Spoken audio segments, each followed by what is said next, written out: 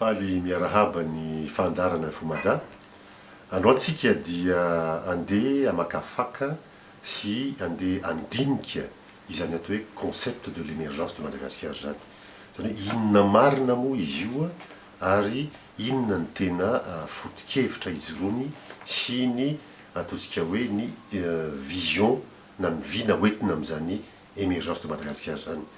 Mety izara maromaro ty fandarany ity satria misy andihany mavitsivitsy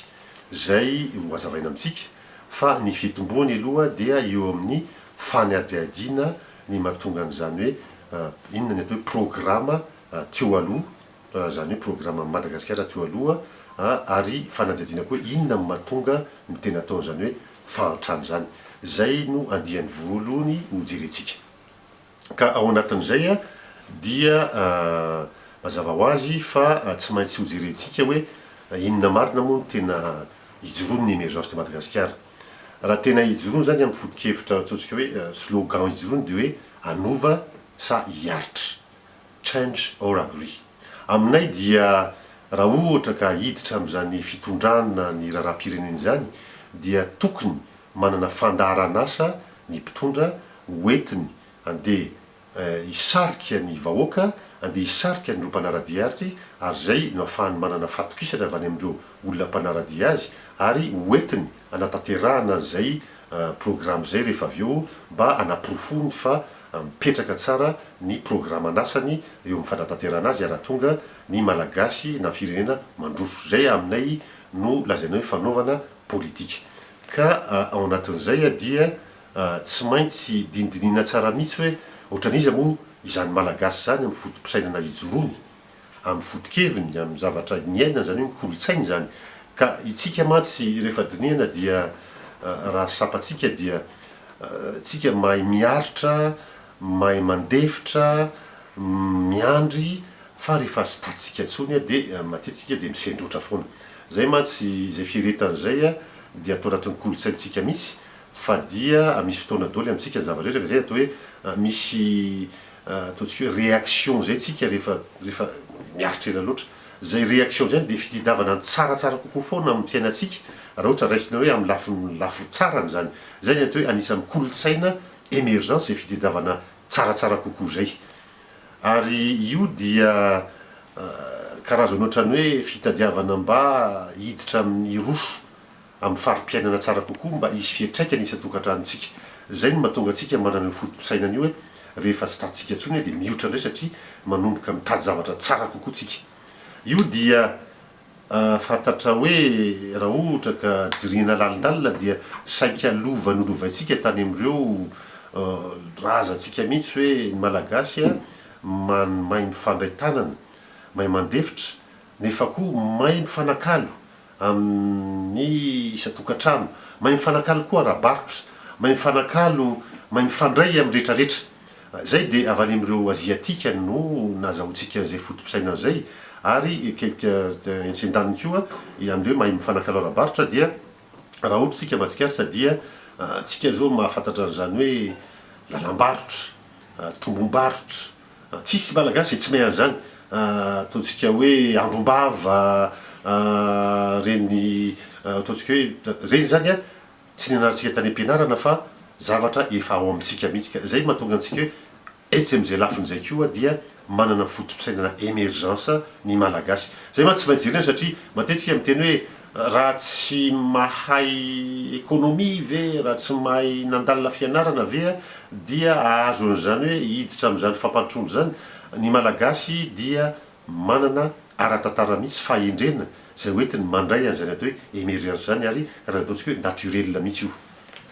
Ho fampidirana zany dia andeha ho jerentsika hoe inona zany nanaona ny tantaram-pirenena nandritry ny izay vaninandro ny fandiny teto amin'ny fiainantsika izay, fiainan'ny malagasy. Raha ohatra ka jerentsika dia rehefa niditra tamin'izany république zany tsika dia tamin'ny taona enimpolo sy sivinjato sy arivo dia nisy fanovana lehibe mihitsy, nisy rivotra nitsoka hafa mihitsy satria niala tamin'izany atao hoe colonisation zany tsika, dihitra amin'izany atao hoe fahaleovateny zany ary zay dia nampiova ny rafitra nampiova ny fototra iray manontolo na eo amin'ny constitution zany a na eo amin'ny fitantanana andraram-panjakana na eo amindreo mpitondra fanjakana ary raha eo amin'ny hoe ny ataontsika hoe ny fizotra ny hoaviny Madagasikara zany hoe ny tiako lazaina dia rehefa miova repoblika dia tsy mitovy velively amin'ny hoe miova filoha na miova mpitondra miova hatrany fotony zany fiovana repoblika zany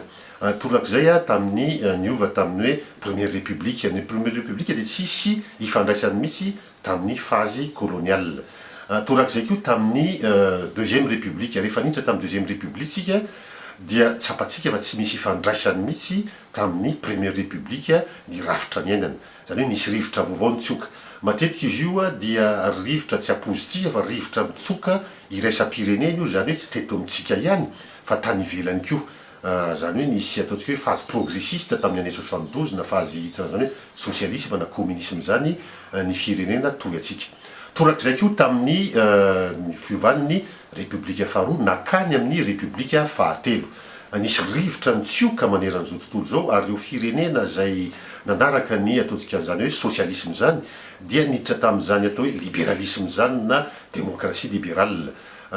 zay zany a dia niova daholo na ny constitution na ny ataontsika hoe na ny sceau de la république mihitsy ary niova hatrany amin'ny vola niova hatrany amin'ny slogan hoentina misy rivotra iainany zany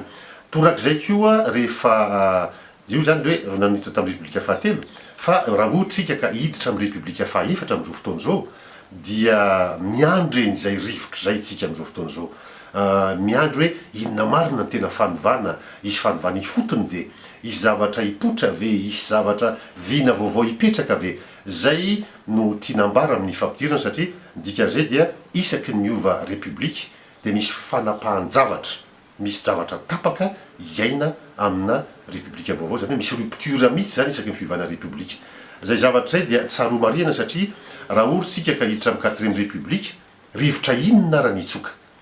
inona ny anaran'izay rivotra zay satria misy zavatra mitsoka eran'izao tontolo zao ary tokony misy fiatsaikany eto Madagasikara fa reatsika ve le izy aminay a dia tonga ny rivotra vaovao atao hoe émergence na émergencisme fomba fijery vaovao io amin'ny fitantanana andraram-pirenena fomba misy rafitra vaovao tokony iainana zany amin'izao fotoana zao allo diniatsika hoe raha mivadika république hatramin'izay dia tsapatsika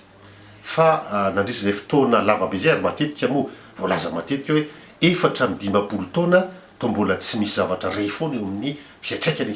tokantrano zany fampandrosoana zany dia isaky nio tsika dia miova république foana fa mbola raha mandinitsika tsy eo amin'ny lafiny politika ihany ny tokony andinihina hoe maninona no tonga amin'izao toe-javatra fahantrana sy fahasairana an'izao tsika raha ohatra jerentsika izany mandinika zany fahantrana zany dia resaka toe-karena zany resaka toe-karena satria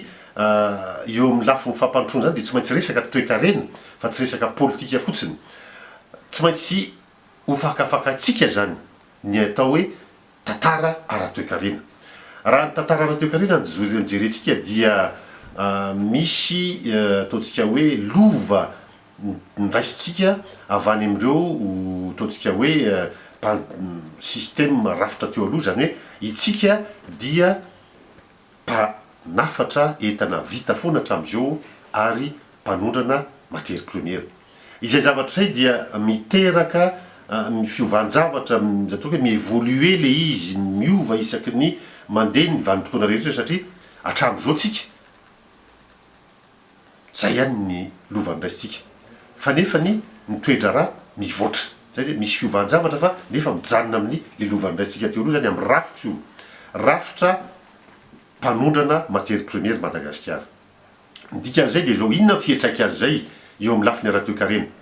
fiatraika azy zay aloha voalohany indrindra dia ny ataontsika hoe ny rafitra fotodrafitrasa rehetrarehetra zay napetraka tamin'izany vaninandro zany dia manaraka ny politika ara-toe-karena na ny politika ara-barotra io zany hoe raha ohatra zany jerentsika zoentsika hoe inona zavatra misy dia reo fotodrafitrasa niainantsika tamin'izany zany hoe ataontsika hoe na ny lalam-by na ny lalana na ny orinasa na ny fotodrafitrasa ny foronina tamin'izany dia nanaraka an'io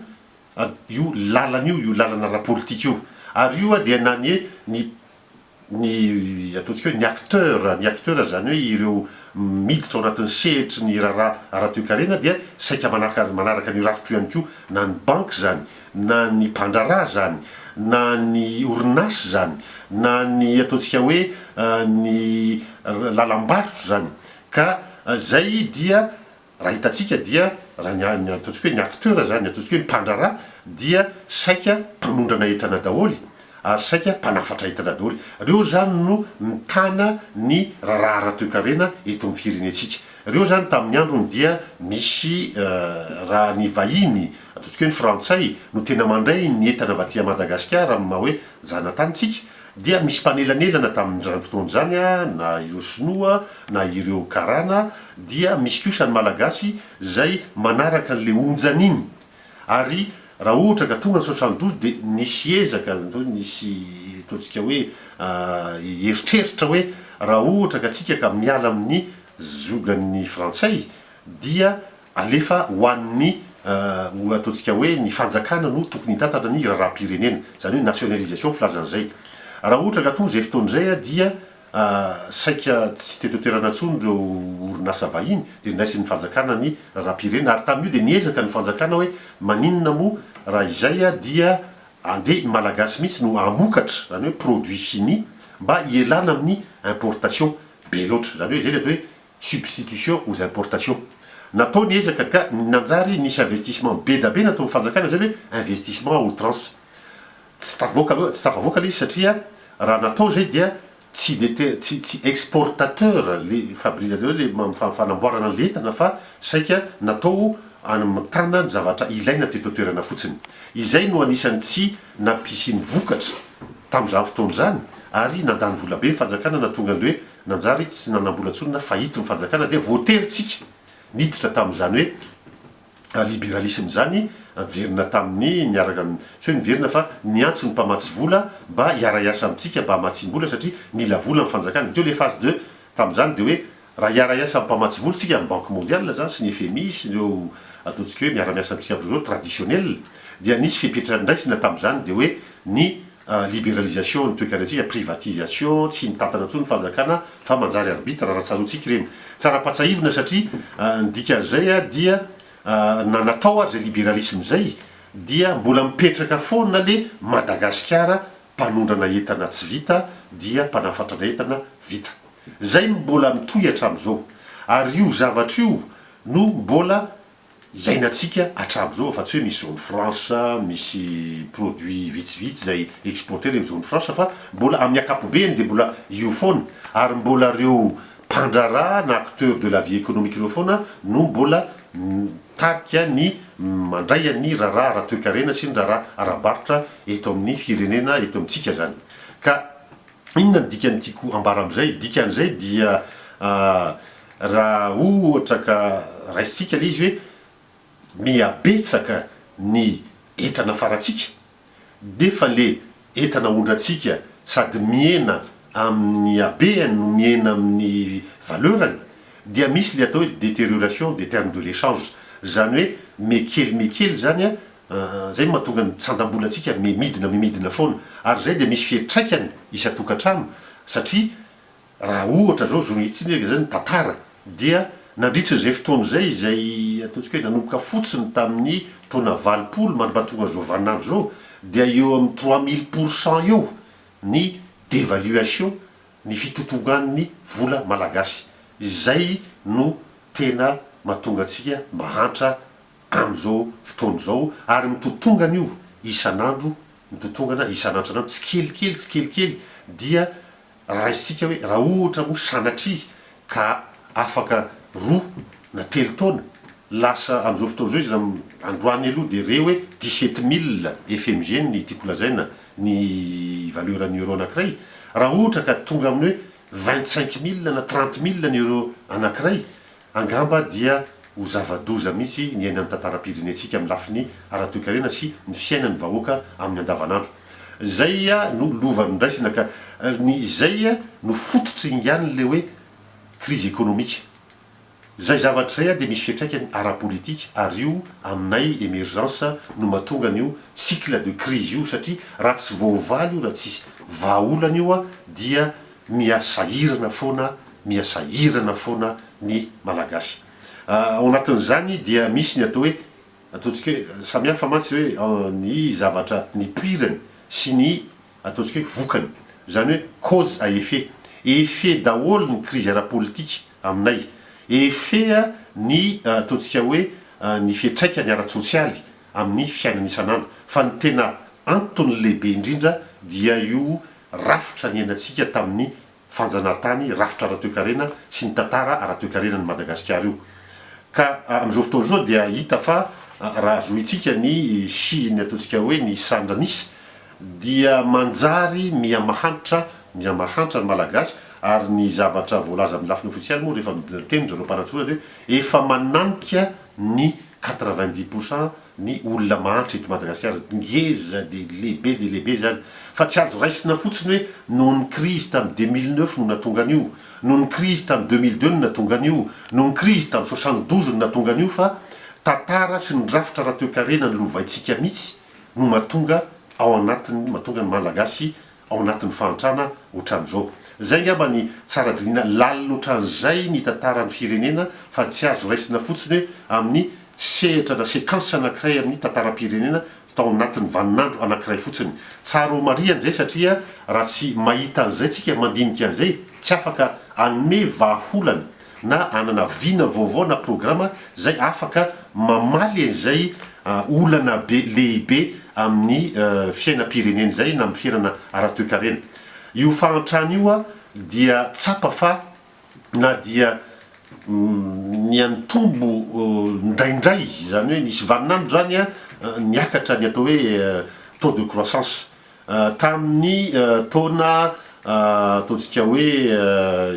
20 nananiky izy taux de croissance io tonga hatrany hoe 6%. Dia tratran'ny crise indray tsika avy eo tamin'ny 2002 dia niena be izy a dia tonga ny 2002 dia nanomboka niakatra indray izy dia tonga tamin'ny 2007-2008 a dia 700 io taux de croissance io, fa ny mahavarina ary ny mahazendana dia na miakatra le atao hoe taux de croissance dia tsy misy fiantraikany isa tokantrano. Ny antony dia tsy misy famoronana asa be loatra fa saika matetika le taux de croissance masy dia tamin'ny ataontsika hoe tatoato zao tananomboka tamin'ny 2000 teo dia ny mine ny tena nampisy investissement be da be teto, zay natonga le taux de croissance, fa tsy nisy fiantraikany zay tany amin'ny toe-karena amin'ny akapobeany, ary tsy nisy fiantraikany indrindrindra isa tokantrano. Inona ny anton'izay? Ny anton'izay dia raha ohatra sika ka niditra tamina programan'asa maro satria nanomboka tamin'ny fialantsika tamin'ny zany atao hoe socialisme zany, dia niditsika tamin'izany atao hoe le averiko le hoe libéralisme, dia tamin'io zany tsika niditra niara-niasa ny tamin'ireo mpamatsy vola zay atao hoe mpamatsy vola mahazatra. Rehefa niditra tamin'io tsika dia jerena hoe inonavy no tokony ametrahana vaovao ny rafitra ara-toe-karena. Tonga tamin'izany tsika de hoe programme d'ajustement structurel, zany hoe na rafitra ifandanja amin'ny ataontsika hoe norme angambany ara-toe-karena iraisam-pirenena ny toe-karena malagasy, fa tsy ataontsika hoe ny subvention foana fa dia natao zay andrafetana azy ny ajustena zany, ny ajustena filaza azy. Ka izay zavatra zay dia nanjary na rafitra nanaraka an'io fenitra io ny vola malagasy, teo ny atao hoe voatery ny dévaluena ny vola malagasy, voatery ny flotena ny vola malagasy. Zay zany dia nisy fiantraikany isa tokantrano. Ny sandany kosa nefa dia nisy tetikasa maromaro tamin'izany, ny CASEP, ny CAS etc, ny anina napetraka mba amelona indray ny toe-karena malagasy, ary nisy famatsim-bola tamin'izany. Ny zavatra tsikaritra nefa dia famatsim-bola saika miatraika amina projet lehibe le izy, ohatrany hoe bon raha tsika ohatrany hoe développement rural, aménagement du territoire, appui budgétaire en gouvernance, décentralisation, ohatran'izany zao momba ny FED, Fonds européen de développement, dia saika any amin'io tetikasa ohatran'izay daholy no napetraka tamin'ny programme fed fa tsy nisy kosa tetikasa izay tena mietraika any amin'ny ataontsika hoe nisehatra tsy miankina amin'ny fandrafetana fametrahana fotodrafitrasa ho an'ny orinasa tsy miankina zany hoe fotodrafitrasa zany ahafahandreo orinasa tsy miankina miainga amin'ny zany hoe ahafahany velatra bebe kokoa tsy misy zany atao hoe famatsiana amin'ny fametrahana ny fampirisihana ny orinasa na fikaroana am'zany atao hoe teknôlôjia zany aminay dia ny teknôlôjia no tena mampitonga ny fivaona satria teknôlôjia no mahatonga antsika afaka manamboatra rehetana vita tsy nisy zany taminatin'ny famatsim-bola ohatra ny ireo mpamatsy vola reo na koa tsy misy koa ny famatsim-bola zay ahafahandreo orinasa malagasy mivelatra any ivelany na hoe intégration sur le marché international reo zany a de anisan'ny banga tao anatin'ny famatsim-bola teo amindreo famatsim-bola mahazatra torak'izay koa ny famatsim-bola nentin'ireo mpamatsy vola ataontsika hoe banque mondiale misy tam'izany ny crédit d'appui à la réduction de la pauvreté nisy ny famatsim-bola momban'ny énergie ny environnement ny transport fa tsy nisy kosa le tena ohatran'le teo famatsim-bola momban'ny ny fotodrafitrasa iaingany ny secteur privé kanefany rehefa mandinitsika tamin'ireo famatsim-bola rehetra reo dia nisy ny tanjona ny tratrarina ny tanjona tratrarina ohatra raha amin'ny akapobeany de nisy zany atao hoe OMD zany objectif du millénaire dia tsapa rehefa nisy ny crise io nisy ny zavatra mipotra teto firenena dia tsy tratry io objectif de millénaire zay milaza hoe raha ohatra ka amin'ny 2015 dia tokony iena atsasany ny fahantrano reo firenena zay mantra tena mantra tamin'ny ohatrany hoe amin'ny raha amin'ny lafiny ara-toe-karena tsy tratra le izy no ny antony maro samihafa fa tsy tratra fotsiny ny tsapa koa dia raha ohatritsika ka niainga tiako marina tsara mihitsy amin'ny ataontsika hoe programme anasa mipetraka teto amin'ny firenena atsika zay mitovy amin'ny programme anasan'ireo pays africaine reo firenena africaine dia raha niaingitsika tamin'izany pasy zany de natao hoe DCPE zany hoe document cadre de politique économique io le hoe ajustement structurel tamin'izany fotoana zany ary napetraka terena mihitsy ny Madagasikara mba ahafahany azo an'le famatsim-bola tamin'izany fotoana zany rehefa tsy tanteraka le fivoaran'ny toe-karena dia hita fa niasa koa ny nahantra ny malagasy dia voaterina vadika mihitsy io anarany hoe alohandray ovaina hoe document de stratégie de lutte contre la pauvreté zany hoe nanjary resaka sosiala mihitsy ary resaka ady amin'ny fahantrana no natao nanomboka tamin'ny taona 2000 tao am'izao fotoana zao rehefa nandeha io DSRP io zay navadika mapy mo dia tsapa fa mbola tsy mbola misy fiantraikany ihany le programme eo amin'ny fiainana sy tokantrano dia nanomboka miendanja indray izy am'izao fotoana zao ary hiditra amina fomba fijery vaovao ve tsika am'izao fotoana zao programme anasa vaovao zay mahatonga anay miteny hoe hiditra am'izany atao hoe émergence zany am'izao fotoana zao zay am'ity ndray mitoraky ity ve isy fiantraikany isy atokantrano ny programme anasa hoe tantarana amin'ny firenena maninona ny hoe inona atao zany hoe misy fiantraikany isy atokantrano aminay dia raha ohatra ka tsy mivadika ho mpanondrana entana vita Madagasikara tsy isy fiantraikany isy atokantrano misy ny fampandrosoana ny Madagasikara na inona ataontsika hoe taux de croissance satria io famadihana ny mahavita industrialisation io ny atao hoe tena fampandrosoana marina avao ny puiran'ny valeur ajoutée avao ny puiran'zany atao hoe croissance réelle na fampandrosoana tena izy ary indrindra avao ny puiran'zany atao hoe famoronana asa zay io no zava-dehibe indrindra misy fiantraikany isy atokantrano famoronana asa izay ihany no ampiakatra ny farim-piainan'ny malagasy andehary raha tena fitinina raha tsy misy zany io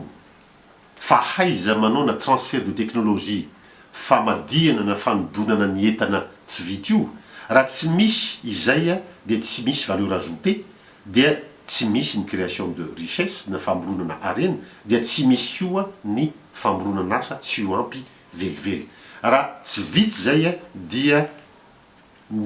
ataontsika hoe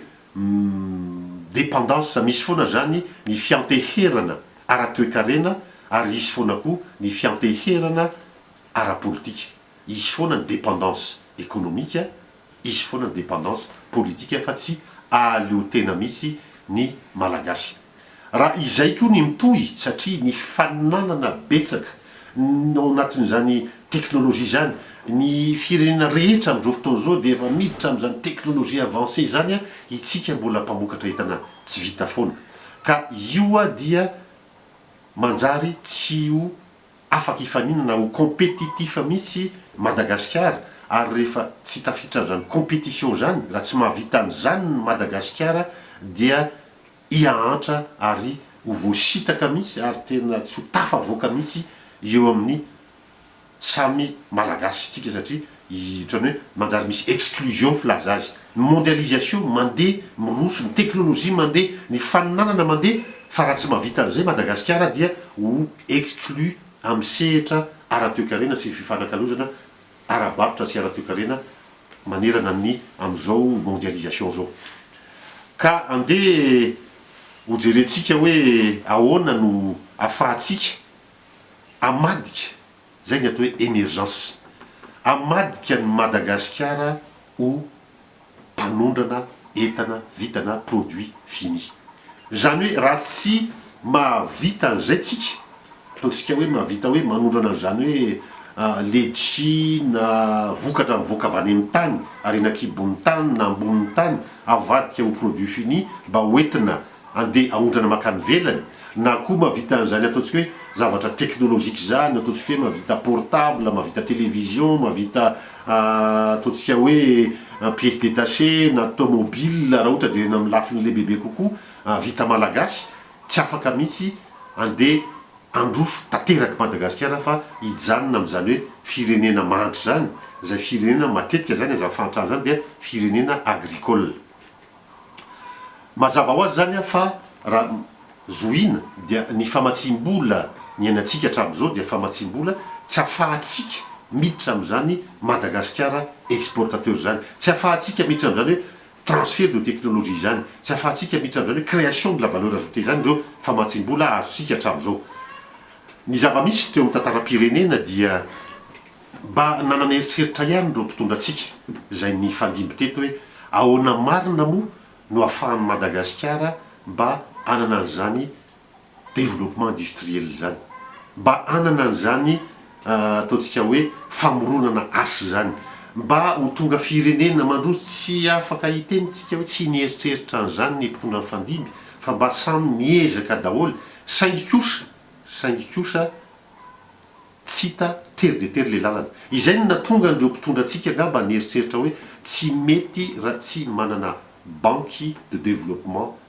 malagasy. Banque de développement zay hoentina amatsy ireo orinasa tsy miankina nareo mpandrara malagasy. Dia isaky ny mpitondra ny fandimby dia raha tsapatsika dia ny resaka ny banque de développement io daholo ny mpitondra, tao anatin'izany ohatra hoe ny professeur président Jafelbera zay nieritreritra fa ilainy zany banque zany ary tokony apetraka mihitsy fa saika nijanona effet d'annonce fotsiny moa le izy, ary teo koa no nanjary niaingany zany atao hoe financement parallèle zany, satria amin'le ezaka hoe tokony isy zany famatsim-bola ho an'ireo sehatra tsy miankina zay te hiotro zany. Raha tonga indray miverina Andriamatoa président Didier Ratsiraka dia niverenana koa io hoe andao amorona banque de développement fa tsy tafavoaka mihitsy ty fireneny ity, dia niforona zany atao hoe banque de solidarité nationale zany, zay mivadika BCI moa taty arina, tsy tafavoaka koa le izy fa nanjary janona treo fotsiny ary nanjary tsy nisy fiantraikany akory tany amin'le zavatra tena tedavina, satria tsy nanaraka ny tokony hanaraka ny orthodoxie le izy fa dia voatery mijanona ohatrandreo banque rehetra ihany. Tonga koa Andriamatoa Ratsarotsika ny président Ravalomanana dia niteny hoe izaho koa dia manana eritreritra tsy tafavoaka mihitsy Madagasikara raha tsy manana banque de développement, dia raha nana fikasana mihitsy amorona zany hoe banque de la construction et du développement du secteur privé, zay ny rahana moa hiaraka amin'ny Allemana ony, fa tsy tafavoaka le izy fa saika nijanona fotsiny hoe effet d'annonce fotsiny le izy fa tsy tafavoaka, ary zay no verina zany ary zay foana mbola hiverina hoe izay ve no vahaolana, anisan'ny vahaolana zay amina émergence fa tsy ampy. Raha ohatra ka jereny zany atao émergence zany hoe andeha hiditra amin'izany sehatra mpanondrana hita an'izany Madagasikara. Efa saika hiditra amin'izany ny Madagasikara e. Raha tsaroantsika tamin'ny taona 710 dia saika namorona toerana anankiray tao Tamatave Madagasikara mba anaovana an'izany atao hoe zone économique spéciale zany. Zany zone économique spéciale zany dia nahita ataontsika hoe succès tany amin'ny Chine raha tamin'ny taona 520 720 zay niaingany. Dia niezaka zany tamin'izany hoe andeha koa hiara-hiasa amin'ireo Sinoa Madagasikara dia amorona zone économique atao Tamatave. Ny zava-misy nefa dia tsy tao anatin'ny fandaharan'asa ny mpamatsy vola mahazatra ihany le izy, dia tsy nisy famatsim-bola momba an'io, dia avy eo niterahany hoe andeha hitady vola malagasy zay heverina fahavitanan'io. Ary nisy tetikasa tamin'izany karazana tamin'izany dia efa niaina zany atao hoe aux avec rehefa eo zany atao hoe bioty zany, kanefa kosa dia rivotra mitsoka le libéralisme io zay niainana tamin'izany dia nanjary tsy tafavoaka izy satria tsy mbola io rivotra mitsoka le traditionnel io zany tsy mbola nanaiky io rivotra vaovao nitsoka tany Azia io zay natonga ny firenena aziatika androfo vetivetika. Teto amintsika sy teo amin'ireo firenena afrikanina zay niaraka tamin'ireo mpamatsy vola dia mbola tsy nakatohany zay fomba fijery vaovao zay. Eny fa na dia Madagasikara raha no voalohany tamin'ny firenena afrikanina nieritreritra ny anao zany zone économique spéciale zany. Ary rehefa tsy mety zany dia saika zavatra hafa mihitsy nitondrana le fanaovana ny zone économique io zay hoazavaiko moa rehefa avy eo satria miaingy avy eo amin'io ihany koa ny atao hoe pôle intégré de croissance. Ny mahavarina nefa dia izao ny zava-nisy raha ohatra tena jerena akaiky ny tantara. Rehefa tsy nakasitraka tsy nakatoa ny fametrahana ny zone économique spéciale io, indrindra moa tsy nakasitraka sy nakatoa io fomba fampandrosoana ny firenena hafa mihitsy io ny mpamatsy vola, dia ny tenako mihitsy no nanifanatona tamin'izareo nanomboka tamin'ny taona 2000 teo, dia nanazava hoe fa inona marina izany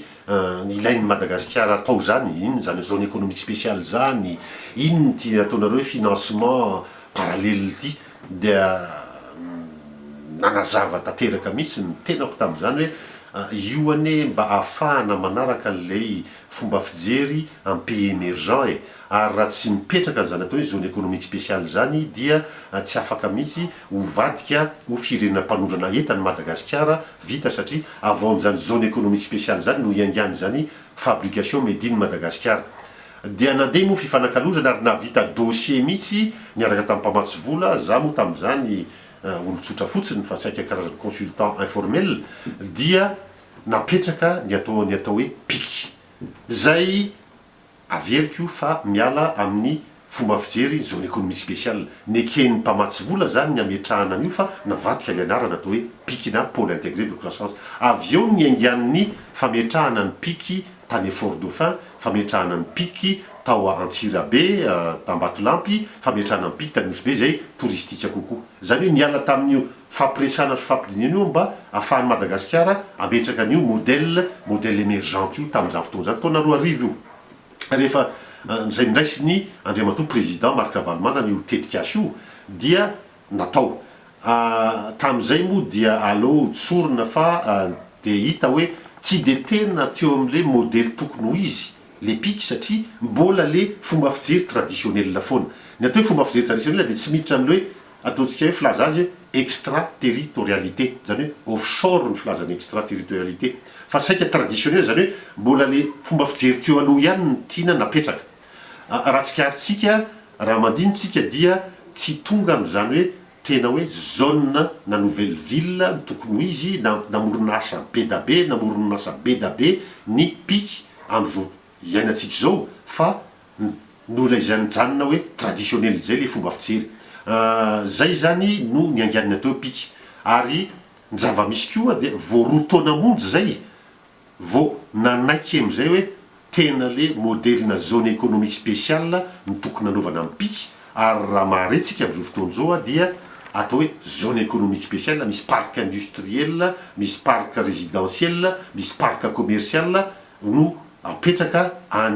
offshore zany hoe extraterritorial no apetraka manodidina ny portna loala. Izay zany vao tonga saina avy hoe tena le zone économique spéciale le modèle émergente no tokony anaovana ny modelina développement any amin'ireo any Fort-Dauphin io ary ho tonga koa zany amin'izao fotoana zao raha maharentsika hoe ny zone économique spéciale atao eto Antananarivo ny vato indrindra zay ny port any aéroport ny vato zany zao dia ny manodidina azy ny faritra manodidina azy dia avadika koa zone économique spéciale vao aingana dia aingana zany vao ataontsika hoe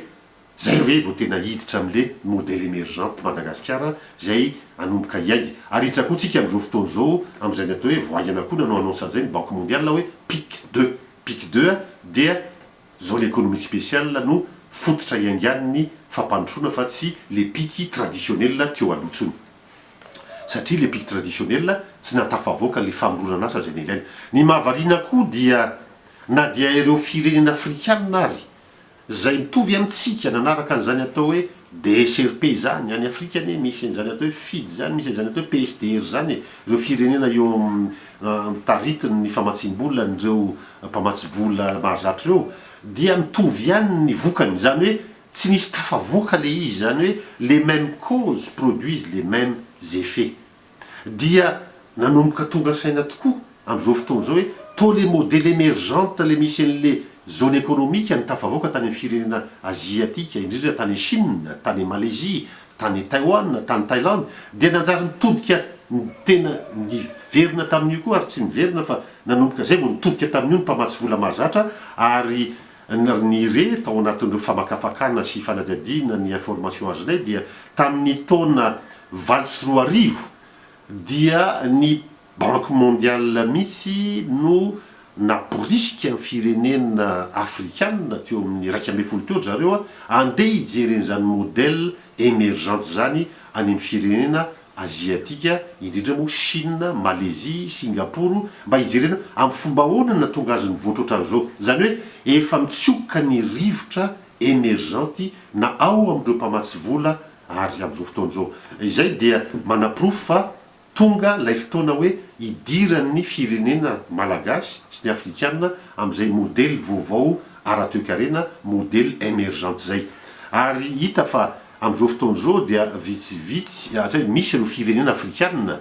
toy an'ny Sénégal toy ny Gabon toy an'ny République du Congo toy an'ny Nigeria toy an'ireo Egypte zany hoe ny programme an'asany dia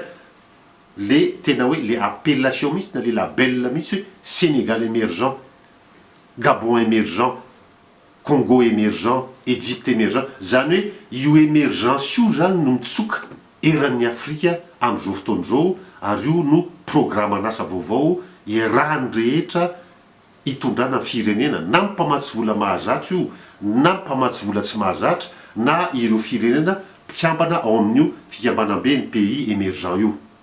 raha ohatra ka jerentsika zany dia